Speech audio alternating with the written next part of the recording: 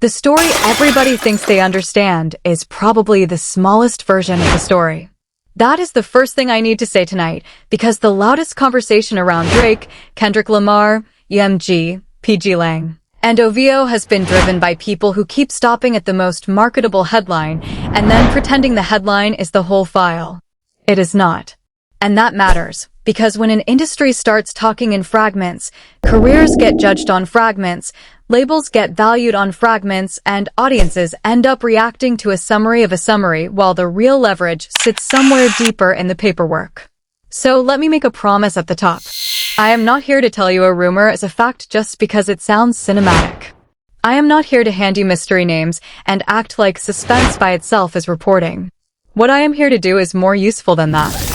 I want to walk through why this new wave of leak talk has exploded, why so many people find the OVO collapse theory believable, why Kendrick Lamar keeps getting framed as the gravitational center of the moment, and why Drake's legal war with UMG may have exposed something much bigger than one song, one diss, or one summer of headlines.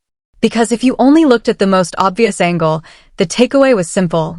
Drake accused UMG and Spotify of illegally boosting Kendrick Lamar's Not Like Us, using bots, payments, and platform pressure to turn the record into a weaponized event. UMG denied that. Publicly. Clearly. Aggressively. Later, a judge allowed Drake's legal team to review a previously redacted version of Kendrick Lamar's contract, while keeping that contract sealed from the public because it qualifies as confidential business information. Those are the confirmed parts. Those are the things that exist on paper in the open record. But once those facts landed, the entire internet did what it always does. It filled the silence between confirmed details with theories, whispers, projections, and fantasy GMing about who controls what behind the curtain. And that is where this gets dangerous. Because the minute people hear sealed contract, redacted business terms, internal leverage, and label politics, they start writing the rest of the screenplay in their head. Suddenly every delay looks strategic. Every rollout looks compromised. Every artist on a roster starts looking like a possible defector. Every executive turns into a chess master. Every silence becomes evidence. And to be fair, some of that paranoia does not come from nowhere. Hip-hop audiences have seen enough label history to know that empires rarely collapse with a press release. They usually crack in private first. They look stable in public right up until the day everybody realizes the center stopped holding months ago. That is why the current rumor cycle is landing as hard as it is. Not because every detail has been verified. It has not. But because the broader architecture feels emotionally plausible to people who have watched this business for a long time. If a major wants to protect its own upside, it does not need to make a dramatic announcement. It just needs to shift incentive. It just needs to change who gets priority, who gets marketing oxygen, who gets cleaner economics, who gets meetings, who gets patience, and who suddenly has to fight harder for the same resources they used to receive automatically. That is how power moves when corporations are done speaking in slogans and start speaking in margin. And once you say it that way, the conversation changes. The question stops being, did one leak magically prove 3 OVO artists are walking out the door tomorrow?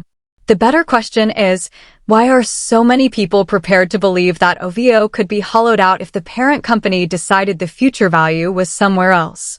That is a much smarter question. That is a more uncomfortable question.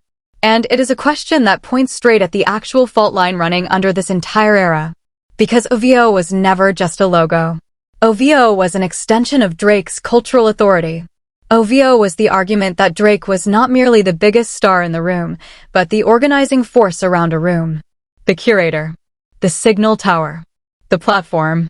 The place talent entered if it wanted proximity to the biggest commercial machine in rap.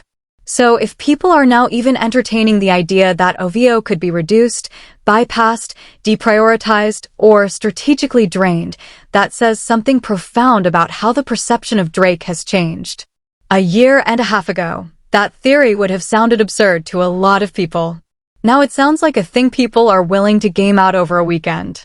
And that shift did not happen because of one rumor. It happened because the entire Drake versus Kendrick Lamar saga changed the way the public reads power. Before the battle, Drake still looked to many people like the safest bet in the industry. Endless reach, endless conversation, endless infrastructure, endless immunity. Kendrick Lamar looked like the opposite kind of force, quieter, less constant, less public, but capable of turning up with such concentrated impact that the whole temperature changes around him. After Not Like Us, after the lawsuits, after the public arguments over bots and boosting and platform manipulation, those two profiles started to invert in the public imagination. Drake started to look loud but exposed. Kendrick Lamar started to look reserved but structurally strong. That distinction matters more than people think. Loud power and structural power are not the same thing. Loud power is what everybody can see. Structural power is what keeps paying off when the cameras are somewhere else. Loud power can dominate a weekend. Structural power can bend an entire season. And if you want to understand why Kendrick Lamar keeps getting discussed like the real winner even in weeks when he barely says anything, that is the answer. The current mythology around Kendrick Lamar is not just that he won a rap battle. It is that he won the frame people now use to interpret the business itself. Now let's slow this down, because this is where a lot of channels lose discipline and start sprinting into fantasy. There is a difference between saying Kendrick Lamar controls every corporate move and saying Kendrick Lamar's position changed the incentives around him. The first claim is dramatic. The second claim is realistic. If a company believes Kendrick Lamar and pgLang have cultural momentum, premium brand value, and long-term strategic upside, that does not mean Kendrick Lamar is personally sitting in a dark room assigning punishment to Drake. It means every decision maker beneath the top line starts optimizing around where they think the future reward lives. That is how institutions actually behave. They do not need a conspiracy when a direction becomes obvious enough. They begin to self-coordinate.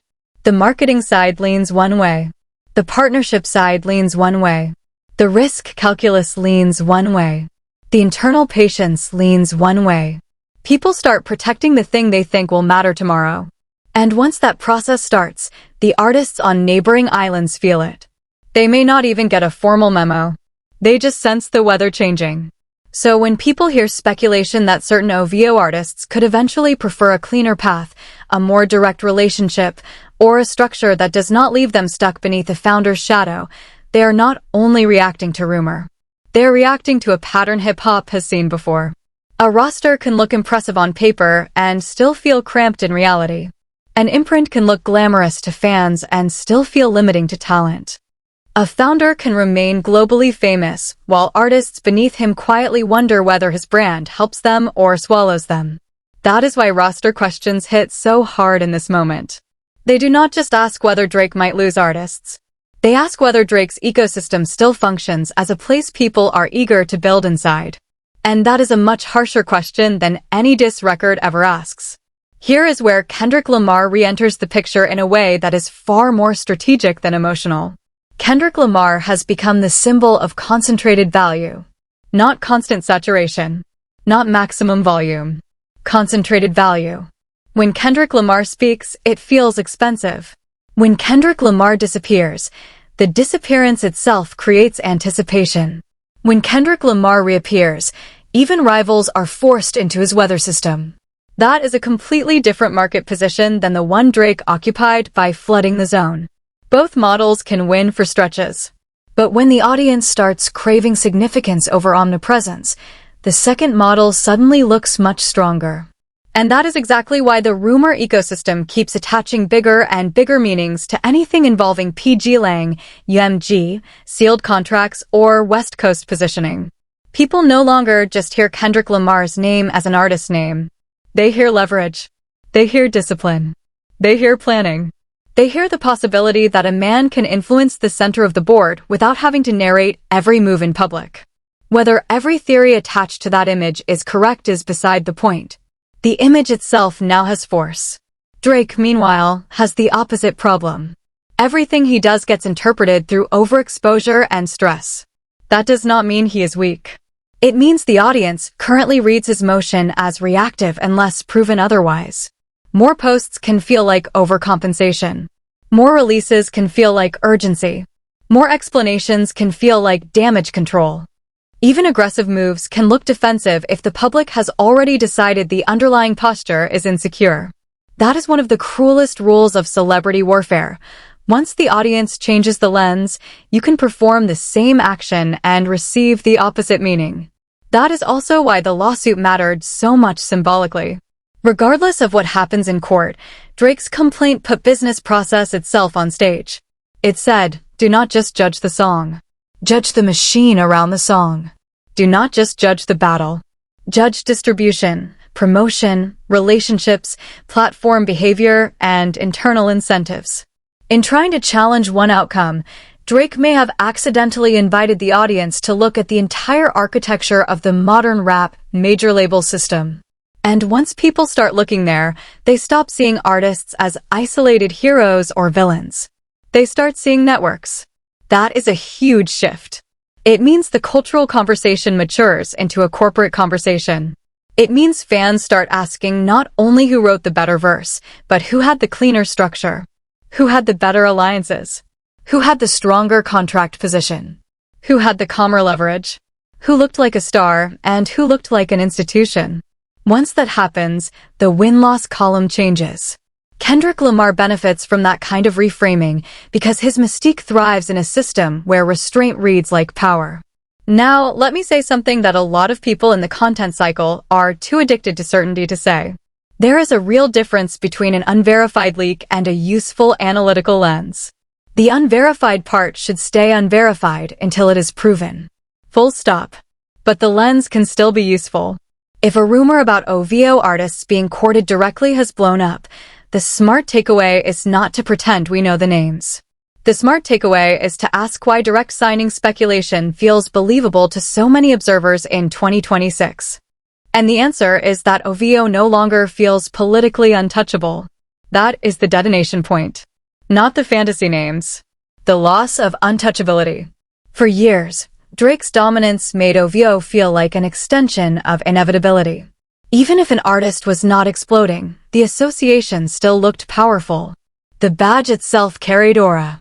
But a badge only carries aura as long as the market believes the center beneath it is stable. Once there is open debate about the founder's leverage with the parent company, once people start questioning release strategy, once the legal battle makes contracts and promotion fair game for public analysis, the badge begins to lose some of its mystery. And in the music business, lost mystery is expensive. Artists notice that. Managers notice that. Lawyers notice that. Agents notice that. Brand partners notice that. They notice when a founder is spending energy fighting narratives rather than defining them. They notice when every new headline sounds like a response instead of a direction. They notice when another camp seems to be benefiting from silence, from patience, from clean symbolism, from fewer but sharper appearances. That is how free agency energy starts before any actual free agency happens. This is why Kendrick Lamar's supporters keep describing the current moment like a victory that expanded beyond music. They are not just celebrating a diss. They are celebrating a transfer of interpretive authority. When a new Drake headline drops, a lot of people now instinctively run it through a Kendrick Lamar-shaped filter. Is this proof of panic, proof of overreach, proof that the machine is working harder than the art, proof that the other side's restraint was smarter all along? That is an incredible place to occupy. It means the rival artist is not only competing against your music. He is competing against the story people now tell themselves about his every move. And when a story reaches that stage, it starts affecting the people around the principal characters. That is the part the average fan misses. The battle does not stay between Drake and Kendrick Lamar. It spills outward. It changes the climate for everybody attached to either ecosystem. It changes how collaborators are perceived. It changes how labels place bets. It changes which features feel strategic and which feel risky. It changes who gets seen as future-facing and who gets seen as legacy maintenance. So even if you set every unconfirmed leak aside, the broader industry logic remains compelling. If a parent company believes one camp is rising in symbolic value while another camp is becoming more volatile, it does not need public theatrics to respond. It can simply optimize around that belief. It can reward one structure. It can streamline another. It can let one brand keep its mystique while forcing another to justify itself more often. None of that requires a dramatic coup. It only requires patience. And patience is the hidden theme of this whole era. Kendrick Lamar's patience. pgLang's patience.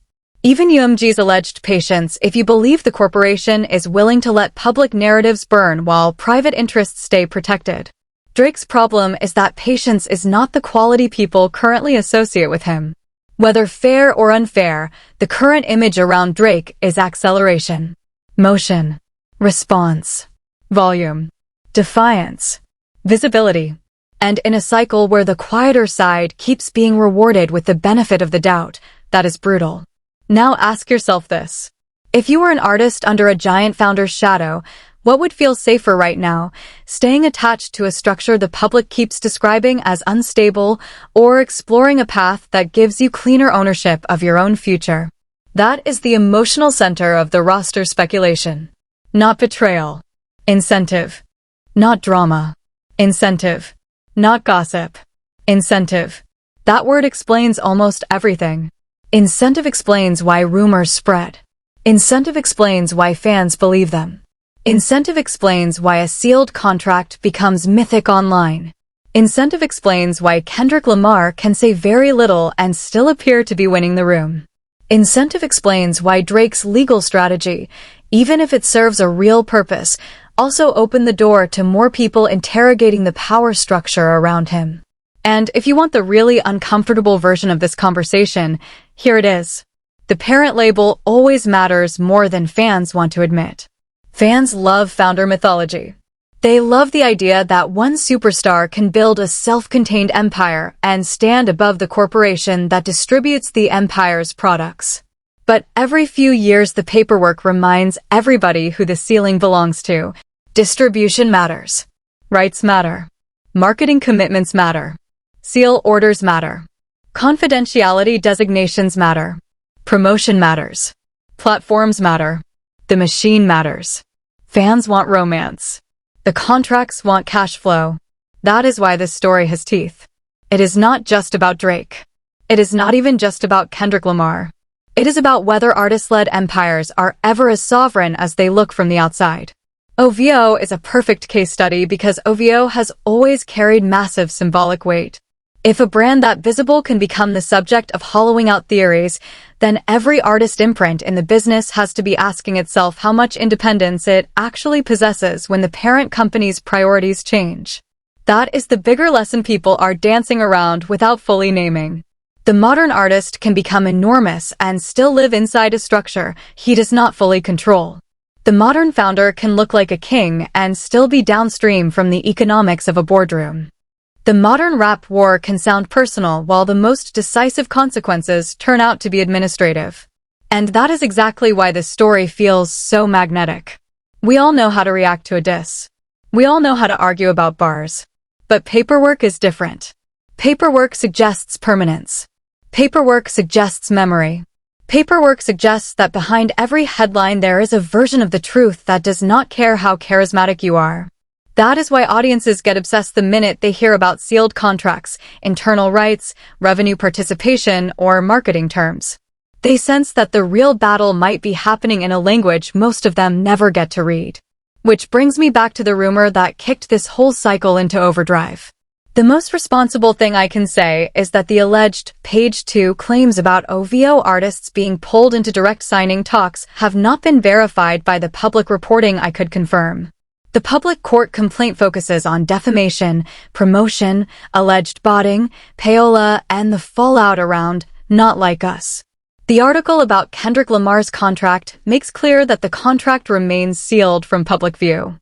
That means a lot of the internet's most dramatic conclusions are still conclusions, not established facts.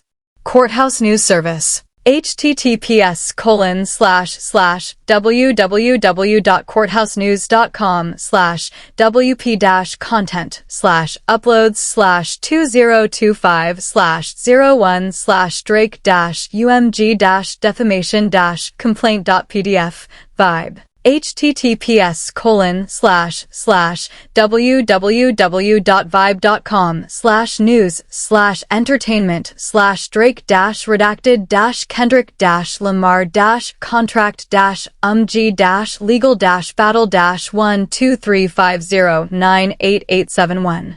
But here is the reason the rumor is still worth talking about. It revealed what people already suspect. People suspect that the center of power moved. People suspect that Kendrick Lamar's side of the board carries cleaner momentum. People suspect that Drake's side of the board is more vulnerable than it used to look. People suspect that once a parent company sees future upside concentrated somewhere else, sentiment around neighboring structures can change fast. Whether the rumor proves true in literal detail or not, it exposed the emotional state of the market. And right now the market is treating Kendrick Lamar like a stabilizing force and Drake like a stress test. That is a brutal sentence, but I think it is accurate. Kendrick Lamar now functions in the discourse as a symbol of durable cultural capital. Drake now functions in the discourse as a test of how much force commercial dominance can retain after symbolic dominance gets punctured. That is why every new development looks bigger than it might have looked 2 years ago. It is all being read through the lens of a transfer. So if you are asking whether this ends with one giant gotcha reveal, I actually think the more likely answer is slower and meaner. These stories usually do not climax in a single perfect disclosure. They reveal themselves through accumulation. A contract motion here. A denial there. A weird rollout choice. A shift in language. A change in who gets platformed. A change in who gets protected. A roster move that feels small until 3 months later when everybody suddenly understands what it meant. That is how the board reconfigures while fans are still arguing over the previous turn.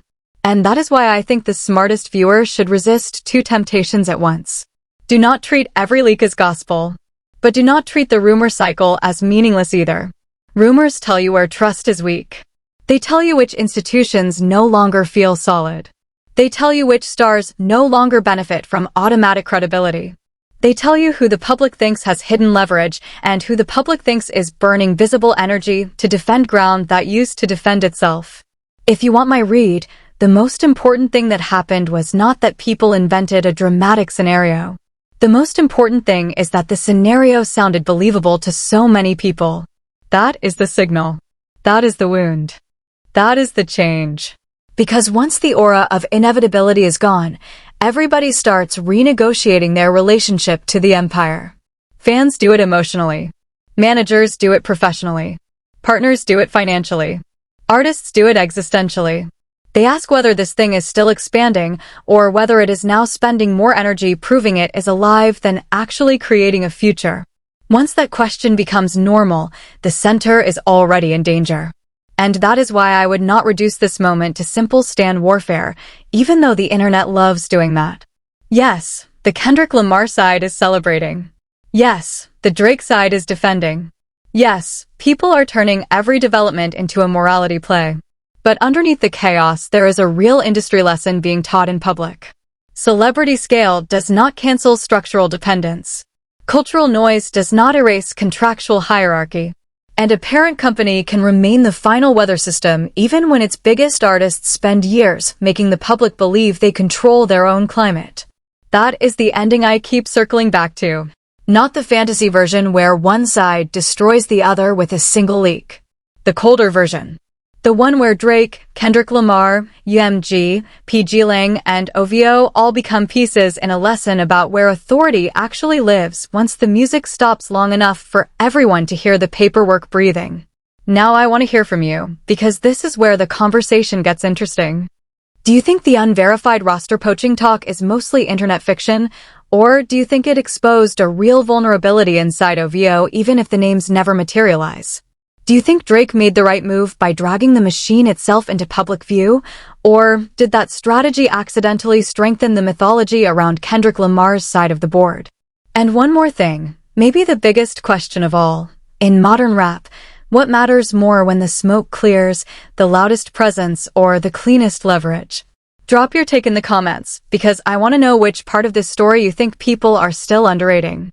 And if you want the next chapter, stay close, because the next few filings, the next few rollouts, and the next few silence-filled weeks may tell us a lot more than the loudest people on the timeline ever will.